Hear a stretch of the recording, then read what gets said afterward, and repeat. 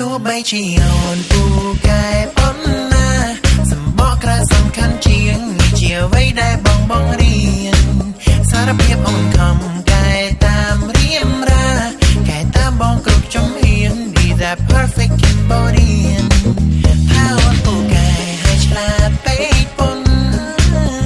តែតែបងមិនមែនជាខ្ញុំសារភាពអូនខំកែតាមរៀមរាកែតាមបងគ្រប់ជំហាន Be that perfect Cambodian អូនបានជួបប្រុសថ្មីរបស់រៀមរាគាត់ចេះតែភាសាខ្មែរតើបងនិយាយគ្នារបៀបណាអូនស្មានតែបងចង់បានអ្នកមានចំណេះដឹងប៉ិនខ្លួនឯងតាមពិតចុងក្រោយបងយកទាំងអស់ឲ្យតែសម្បល់ស្រអែងថាអូនពូកែឲ្យឆ្លាតពេក